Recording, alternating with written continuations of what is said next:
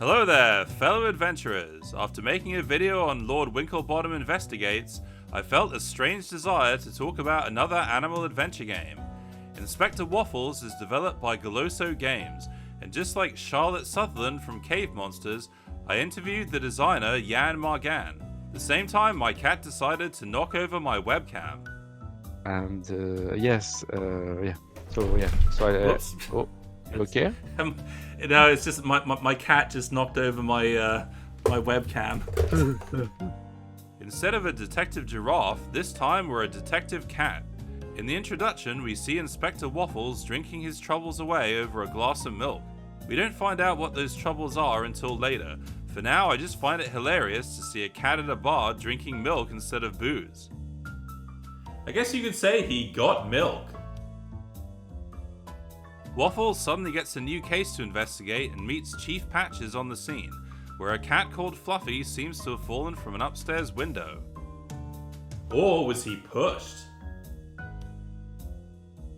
Whenever we find an important clue, such as some perfume by Yves Chat Laurent in Fluffy's bathroom, it's added to our notebook and then we can question animals, about them.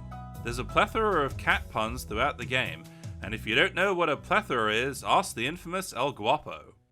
Would you say I have a plethora of piñatas? A what? For example, here's a painting by Meow Greet instead of Magritte, or The Great Catsby instead of The Great Gatsby. Some of the books in this library are about evolution and how cats learn to walk on two paws. This all serves to immerse you in the animal world, where there's more than one way to skin a cat. Waffles returns to the CTPD, the Cat Town Police Department, and soon joins forces with Spotty the dog, who, as you can see, is super excited to be on the case. If the raccoon behind Spotty looks familiar, it's because he's playing a cameo role as Howard from Backbone, another animal detective adventure where you can pet a goose. There's a plethora of other indie game references in this antique shop. A plethora. Like the expired axolotl from Lord Winklebottom, the cat from Claude and the Phantom, the talking pizza from Captain Disaster, and Brock the Investigator, which was only just released. The relationship between Waffles the cat and Spotty the dog is really the heart of the game, similar to McQueen and Dooley in Darkside Detective, except they don't have their own song. McQueen and Dooley solving crimes while looking coolly.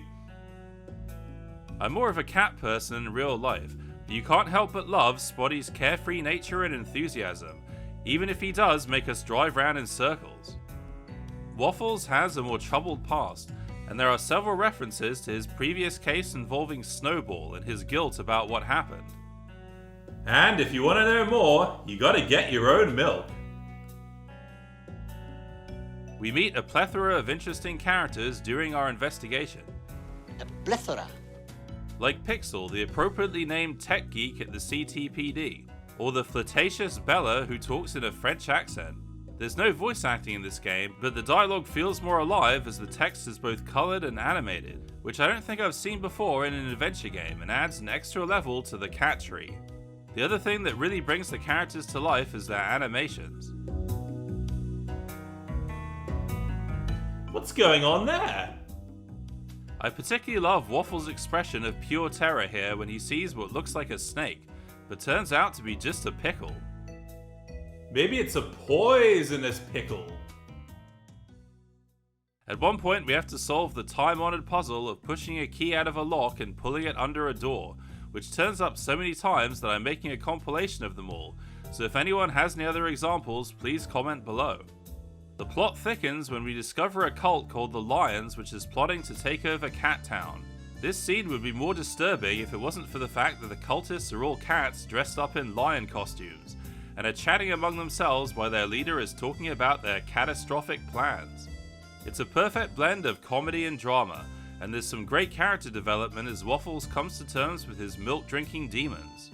The puzzles aren't overly difficult, but there's a unique in-game hint system where you can call Waffles' mom, who spends half the time nagging.